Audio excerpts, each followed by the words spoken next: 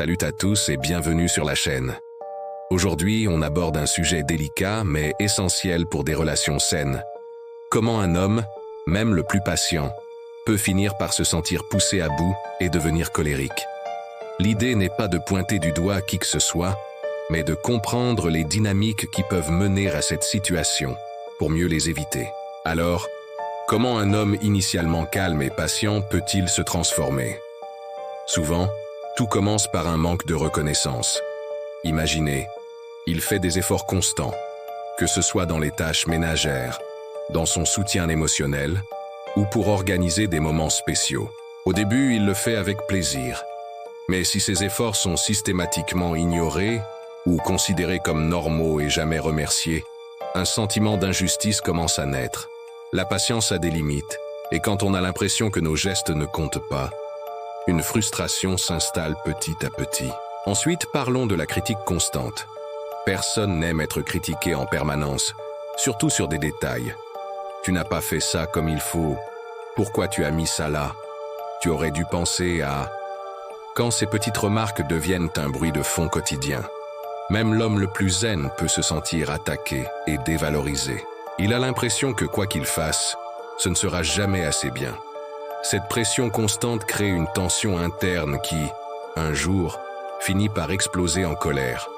Ce n'est pas une seule critique qui fait déborder le vase, mais l'accumulation de centaines de petites piques. Un autre point crucial, c'est le manque de respect pour son espace personnel et ses opinions. Chaque individu a besoin de son jardin secret, de ses moments seuls, de ses passions. Si sa partenaire dénigre ses hobbies, se moque de ses amis, ou invalide systématiquement ses opinions sur des sujets qui lui tiennent à cœur, il se sentira nié dans son identité même.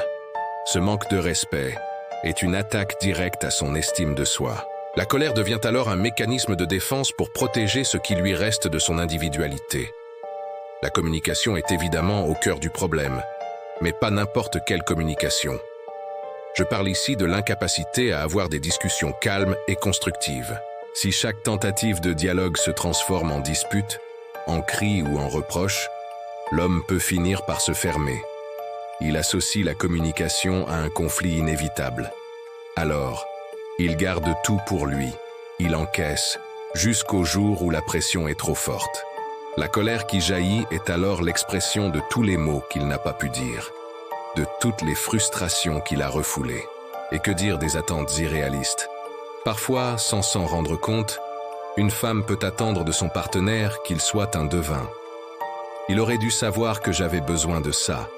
C'était évident que j'attendais qu'il fasse ça. Mais personne ne peut lire dans les pensées.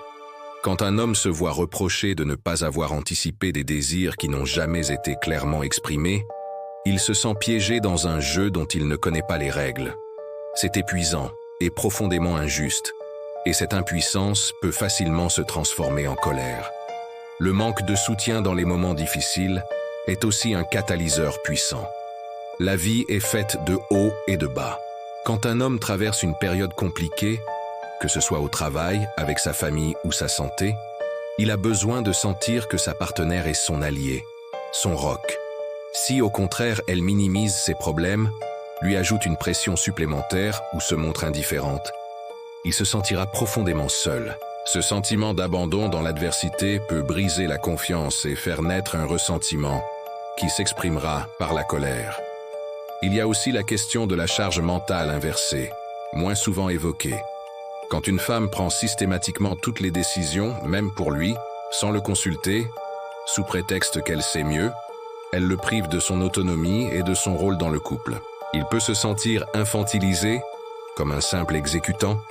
Cette perte de pouvoir et d'implication dans sa propre vie est une source énorme de frustration. La colère est alors une tentative de reprendre le contrôle, de dire « j'existe et mon avis compte ». Enfin, l'absence d'intimité émotionnelle est destructrice. On ne parle pas seulement de l'intimité physique, mais de cette connexion profonde où l'on se sent en sécurité pour être vulnérable. Si un homme sent qu'il ne peut pas partager ses peurs, ses doutes, sans être jugé ou que ses émotions soient utilisées contre lui plus tard, il va construire une carapace. La colère devient alors la seule émotion acceptable ou visible, cachant toute la tristesse et la solitude qu'il y a en dessous. Alors, que faire? La clé, c'est la conscience et la communication bienveillante. Il est crucial de reconnaître et de valoriser les efforts de l'autre, de critiquer les actions et non la personne, de respecter les espaces et opinions de chacun, et surtout, d'exprimer clairement ses besoins sans attendre que l'autre devine. Créer un espace de dialogue sécurisant où chacun peut être vulnérable sans crainte est la base d'une relation solide. Ce n'est pas une question de faute, mais de responsabilité partagée. Chaque partenaire a le pouvoir de nourrir la patience ou d'alimenter la colère de l'autre. En comprenant ces mécanismes, on peut agir pour construire des relations plus fortes, plus respectueuses et plus épanouissantes pour tout le monde. Merci beaucoup d'avoir regardé cette vidéo jusqu'au bout. J'espère que cette réflexion vous sera utile. N'hésitez pas à partager vos propres expériences dans les commentaires, toujours dans le respect bien sûr. Si ce contenu vous a plu, pensez à liker la vidéo, à la partager et surtout à vous abonner pour ne rien manquer des prochaines. Prenez soin de vous et de vos relations. À très bientôt.